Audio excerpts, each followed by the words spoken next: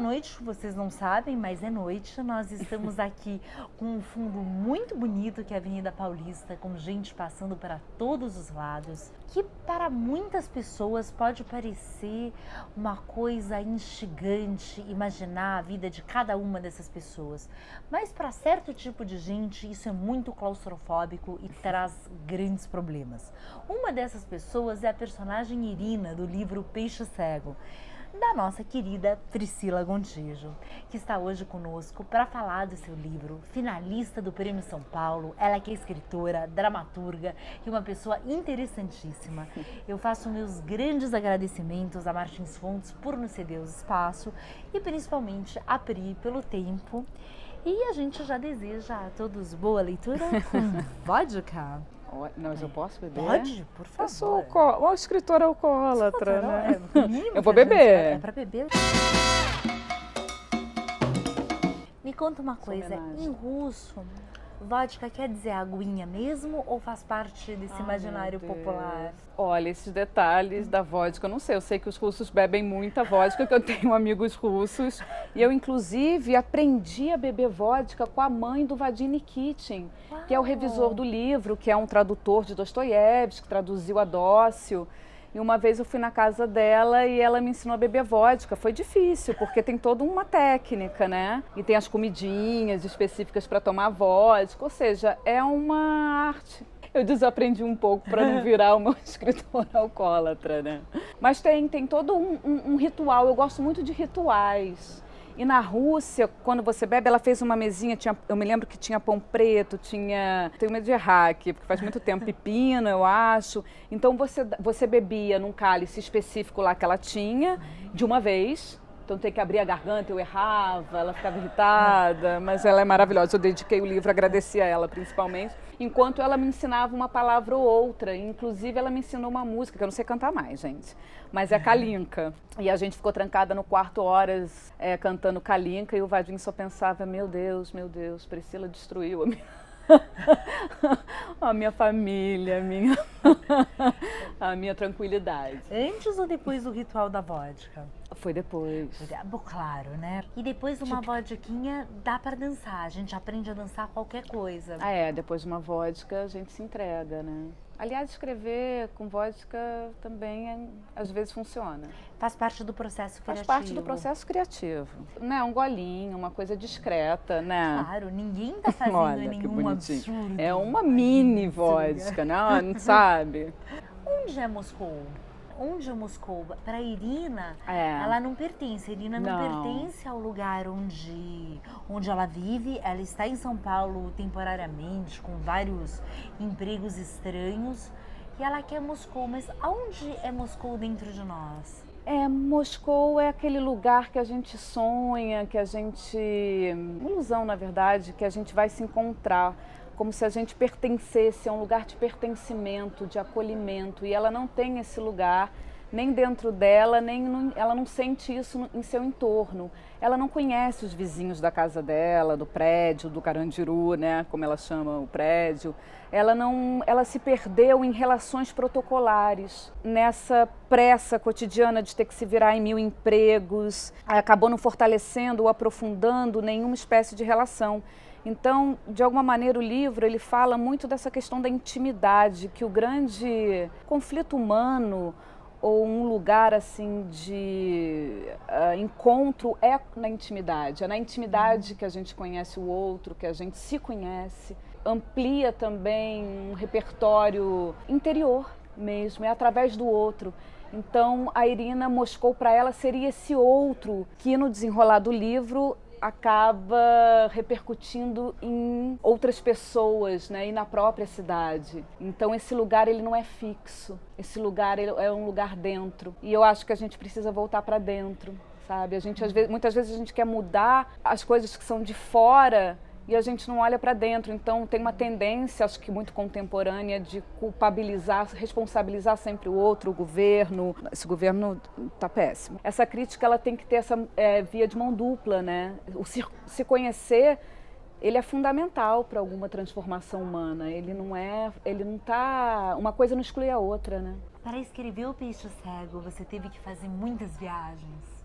interiores. Eu sempre me senti muito estrangeira, desde criança. E esse sentimento, essa sensação, ela perdurou principalmente quando eu vim para São Paulo. Eu acho São Paulo outro país. Eu nasci no Rio, eu estou aqui há 17 anos. Mas eu não acho que São Paulo é uma outra cidade, é um outro estado. Eu acho que São Paulo é um outro país, é uma cultura completamente diferente. E eu fiquei muito sozinha no início. Essa sensação, né, de estrangeiro que eu já tinha, de ser uma estrangeira na minha família, né? Eu sou de uma família de intelectuais, de jornalistas, eu sou a única artista. Eu sempre fui estrábica, eu operei a vista. Isso também me dava um lugar de estrangeira na escola. Eu tinha problema de fala, muito sério, de dicção. Também me dava um problema de comunicação, porque eu tinha vergonha de falar. Além de tudo, ai meu Deus, é um show de aberrações. Mas eu também usava bota ortopédica, que quando eu era criança eu falava bota ortodoxa. Então eu era realmente estrangeira. E onde que eu me achei? Onde que eu encontrei um lugar de acolhimento? Nos livros. Eu lia muito, eu li Dostoiévski inteiro até os 13 anos.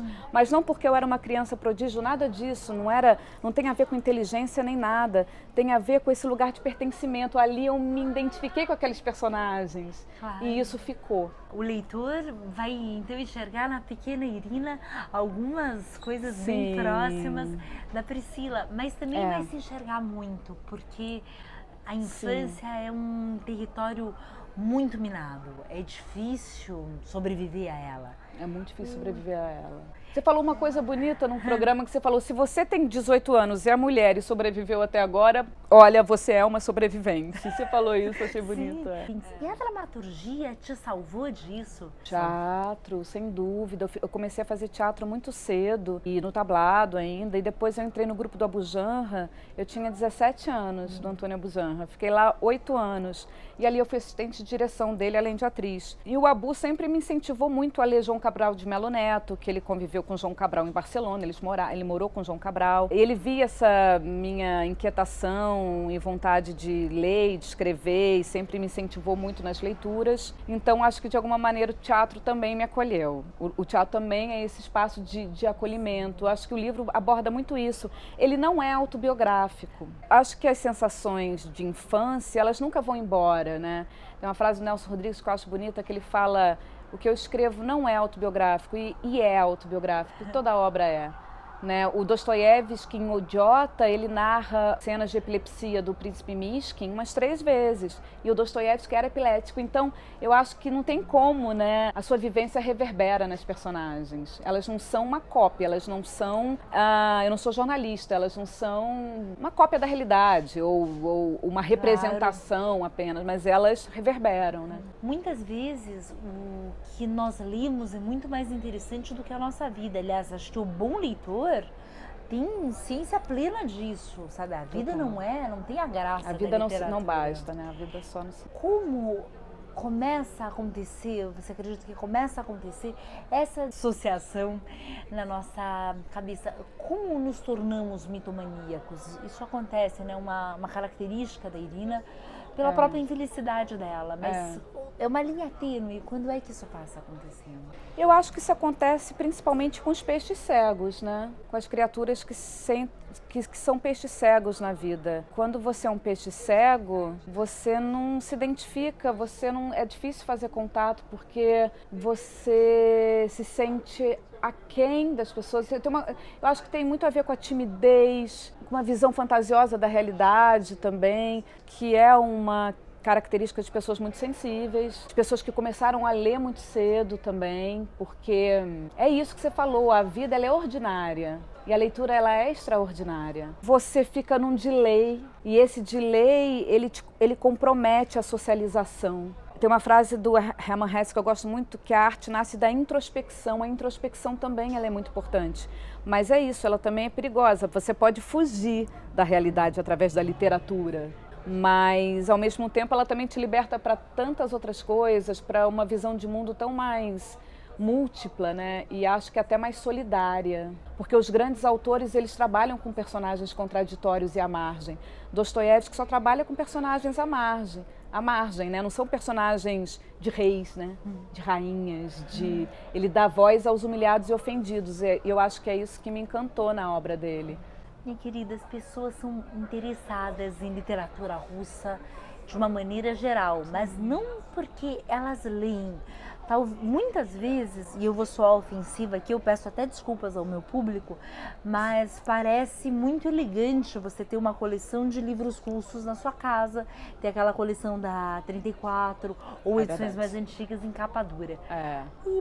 E não é que as pessoas não leem por ostentação, elas só querem ostentar, elas têm medo daquilo, parece ser muito difícil. Conforme foi dito na resenha, eu queria te pedir um pequeno guia, passasse um pequeno guia para o nosso leitor.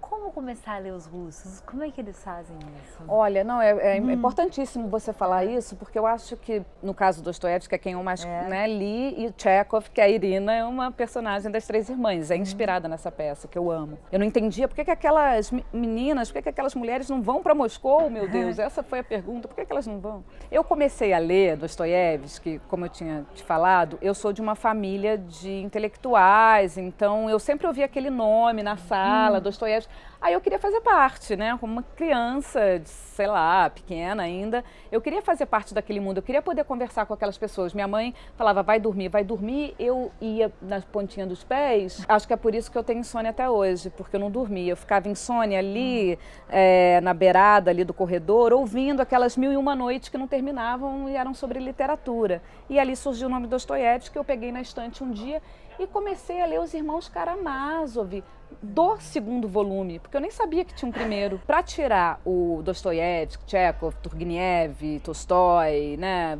desse patamar bíblico, é muito importante entender o seguinte: Dostoiévski é um folhetinista. Você acompanha, uma criança acompanha Dostoiévski. Eu dou aula de teatro, eu levo Dostoiévski, porque eu acho uma aula de contradição humana para a criação de personagem. Os meus alunos entendem, eles são muito jovens, eles têm entre 12 e 14 anos. Claro, não dá para ler um romanção dele, mas dá para ler Adócio, dá para ler Notas do Subsolo, Memórias do Subsolo, o Duplo ou Sósia, dependendo da tradução, porque você é muito humano. Então você se identifica com aquelas personagens e essa é a entrada para a literatura. Então se eu desse um guia, qualquer romance de Dostoiévski pode ser o primeiro. Eu comecei com Os Irmãos Karamazov, eu era uma criança. O romance que mais me pegou, que eu não almoçava, não comia, não jantava, foi O Idiota. Eu indicaria Memórias do Subsolo. Eu acho que a gente se identifica com aquele personagem que vai, não vai, porque a prosa dostoiévskiana ela é gaga, então ela é muito coloquial. Claro que tem uma tradução, mas hoje temos tradutores excelentes, eu nem peguei esses tradutores. Agora você tem o Paulo Bezerro, o Vadim Nikitin, a Fátima Bianchi, que traduzem diretamente do russo. Como essa prosa é gaga e esses novos tradutores acompanham isso também, você se identifica muito porque eles estão falando com você. O personagem fala, eu não sei se eu vou para lá, não sei se eu vou para cá. Eu vou. Não, aquele homem esbarrou em mim, a Memória Subsolo. E eu vou esbarrar nesse alferes, eu vou esbarrar nele, porque não é assim não, entendeu? Então você se identifica, você fala, nossa, ele tá assim porque por conta de um esbarrão ele se sentiu tão humilhado. Então eu indicaria Memória Subsolo, As Três Irmãs do Chekhov e o próprio Crime e Castigo, né? Crime e Castigo prende qualquer adolescente. Pegando nesse gancho, a gente é um canal de literatura brasileira e latino-americana. Claro. Eu gostaria de ter também 2 indicações sobre os nossos contemporâneos, claro. Tanto aqui os hispano-americanos quanto os brasileiros. Como eu faço mestrado em letras, eu estou em contato é muito legal isso do mestrado, de entrar em contato com os contemporâneos, né? Porque realmente fui uma pessoa que leu muitos russos. Claro, eu li também Graciliano Ramos, Guimarães Rosa e tal, para minha formação, mas atualmente eu li acho que um dos últimos livros que eu li contemporâneos foi De Mim Já Nem Se Lembra, do Luiz Rufato, que eu gostei muito, que fala da ditadura de uma maneira muito sutil e ao mesmo tempo é violento. O Caderno de um Ausente, do Carrascosa. E tem um livro maravilhoso que eu acabei de ler, que eu estou apaixonada, que é Todos os Cachorros São Azuis, do Rodrigo de Souza Leão, que ele foi internado. É sobre a vivência de um esquizofrênico dentro do manicômio. É de uma beleza extraordinária, prosa poética. Eu gostaria de indicar autoras mulheres também, porque eu acho que a gente está nesse momento, acho que é importante a gente se colocar. Acho que as escolas precisam estimular mais a leitura não é um feminismo assim banal no sentido de engajamento, panfletário. Eu acho que isso não tem que estar na obra, entendeu? Eu acho que, mas como cidadã tem que estar. Então eu indico a Anita Costa Maluf, que é uma poeta que eu gosto muito, a Angélica Freitas eu acho incrível, Verônica Stiger, Eu acho uma grande escritora. Laura Erber. Felizmente estamos numa primavera. Eu acredito que a gente está no início de uma primavera. Na semana passada a gente acompanhou o Mulherio das Letras, que reuniu mais de 300 mulheres em João Pessoa, presidido pela maravilhosa Maria Valéria Rezende. Eu não sou contra nenhum tipo de literatura, não é assim, só alta literatura serve, só Dostoiévski, não é isso. A literatura de entretenimento, ok, ela já tem seu espaço, vamos agora abrir o espaço para outras, né? Porque essa já está. Então, acho que é importante falar sobre a que não está, né? Eu achei incrível Literatórios, eu vi várias entrevistas. Acho um programa fundamental para a formação de público leitor. Tem que ser mais viável, as pessoas têm que conhecer os novos autores, né? Então, é um programa que ajuda nisso. Eu conheci alguns autores. A Aline Bey eu conheci vendo o seu programa. Ai, que coisa linda! Entende? Então é uma maneira também de você conhecer novos autores. Eu acho que você está cumprindo o seu papel brilhantemente. E eu acho isso é muito importante no momento hoje. Essa moça é muito bom e eu quero saber o que vem pela frente. Ah, vem pela frente a coisa mais enlouquecida, antes da insânia. O nome é Antes da Insânia. Uau! É sobre uma mulher. Eu já tinha essa ideia da mulher presa no manicômio, já tinha pensado nessas loucas, nessas mulheres que de alguma maneira foram excluídas da sociedade, ou por serem muito inteligentes, ou por serem muito inquietas, ou por serem não convencionais, porque antigamente se internava por motivos adversos, né? E não é essa maluca que a gente fala que é o estereótipo da mulher, mulher maluca, não é isso. Tá em outro lugar, um lugar mais de questionar esse encarceramento do feminino, né? Não é um livro panfletário, nem dogmático, é um livro de prosa poética, mas que relata as diversas vozes dessa protagonista encarcerada. Qual é a tua relação com o estudo dos manicômios? É uma coisa que já vem contigo há bastante tempo? É presente na tua obra? É presente na minha vida. Eu tive uma questão, isso é bem realmente autobiográfico, que eu tive 2 tias que foram internadas no manicômio. Então, minha mãe me levava, porque não tinha muito como, ela tinha que buscar uma, tinha que buscar outra. A minha mãe é a Rapa do Tacho, é a filha caçula, muito caçula. A minha tia, ela tinha idade para ser minha avó, então ela é da época do choque, do eletrochoque. E então eu convivi muito com essas experiências limítrofes e pesadas, muito pesadas. A minha tia foi uma das primeiras mulheres a passar no vestibular de engenharia em Juiz de Fora. E a minha avó não deixou ela cursar porque ela era mulher. E seria uma mulher no meio de vários homens. E ela teve o primeiro surto. Ela fez letras, ela foi professora de francês, era uma mulher muito inteligente, mas que sofreu muitos eletrochoques e que foi internada diversas vezes. Minha tia me deu aula de matemática a vida inteira, eu só passei de ano por causa da minha tia Terezinha, quero deixar claro, ela já morreu. A outra tia, a Áurea, que também foi internada. Então eu convivi com essas 2 mulheres e isso de alguma maneira, me influenciou muito a estudar os manicômios, essa questão da loucura. Eu li o Foucault, fiquei muito tocada, quando ele fala que o louco é o prisioneiro da passagem. Eu acho lindo isso, eu acho tão angustiante você ser prisioneiro de uma passagem, porque você não é só prisioneiro ali do manicômio, até porque ao longo da história o louco ele tinha que ser enxotado da cidade. Então ele era prisioneiro dentro de si, ele era, estava na passagem dentro de si mesmo, porque a loucura é um atravessamento. Ele tinha que atravessar nos navios, porque ele era despejado em outras cidades, e ele ainda ficava numa cidade no exterior que ele não sabia a língua. Então ele era estrangeiro, era o paroxismo do estrangeiro. Esse lugar do estrangeiro, no paroxismo que já tem no Peixe Cego, me encanta muito, me instiga muito. Quem é normal nesse mundo, gente? Um prefeito que faz ração humana é normal? Entendeu? O que é normal? Aliás, ser normal hoje é uma grande loucura, porque é até meio perigoso, porque está todo mundo tão perdido. Então, esse lugar é um lugar movediço e que é muito interessante. Eu li outro dia uma coisa que eu achei linda, que é: quem caminha sem meta e quem fica em silêncio é considerado louco. E a Irina, ela caminha sempre com objetivo no início do livro, porque ela tem que fazer muitas coisas. Quando ela ganha um concurso e vai procurar alguém, eu não vou contar tudo, não vou dar spoiler, mas enfim, no momento que ela começa a caminhar sem meta, é quando ela entra no buraco de Alice mesmo, né? Acho que a gente não escreve com fins administrativos. E Aline, no canal a gente tem por tradição e por culpa do Rodrigo essa história da sinopse em 3 palavras. E eu quero a sinopse em 3 palavras do teu Peixe Cego. As suas foram geniais, a associação foi incrível, nunca vou chegar nesse brilhantismo. Quando você fala das personagens, acho maravilhoso, porque eu, como a dramaturga, penso muito nas personagens, na construção das personagens. Mas eu falaria Moscou, alteridade e maturação. Muito feliz em ver uma pessoa tão talentosa, com o seu Romance de Estreia, sendo finalista de um prêmio grande, importante. Sim. E super na torcida, porque findei teu livro Encantada e que as botas ortodoxas sempre, mas sempre mesmo, nos levem a esse caminho bonito. Foi maravilhoso. E eu vou fazer um último pedido antes do nosso encerramento. Você trouxe um livro que é muito caro para ti, um belíssimo livro. Eu queria que você lesse esse trechinho pra gente, para deixar a gente mais contente. Chama Uma Banana como Merenda, do Nelson Rodrigues, é uma crônica. Certa vez um erudito resolveu fazer ironia comigo. Perguntou-me: "O que é que você leu?" Respondi: Dostoiévski. Ele queria me atirar na cara os seus 40.000 volumes. Insistiu: "Que mais?" E eu: Dostoiévski. Teimou: "Só?"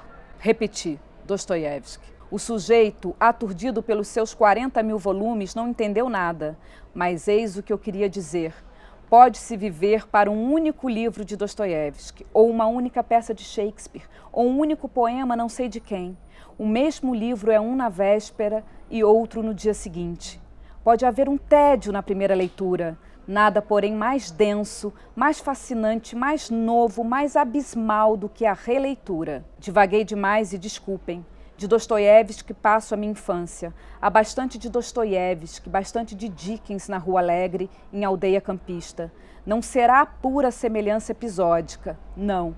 É uma semelhança, digamos assim, de atmosfera. Um viva a Nelson Rodrigues, um viva a Priscila Gontijo. E a avó? Desculpa, eu pegar. Não, roubando minha bebida, mas tudo bem, agora já ficou assim. Agora a coisa já mudou de figura. Você vê, a gente já tá brigando pela vodka, gente. Também, né, a geminiana, ao invés de trazer 2 garrafinhas, traz uma, né? Imagina, adorei. O compartilhar é o grande... É a beleza da beleza coisa. do É mundo. como lá na minha terrinha, a gente compartilha chimarrão, é assim que funciona. É isso. Maravilhoso.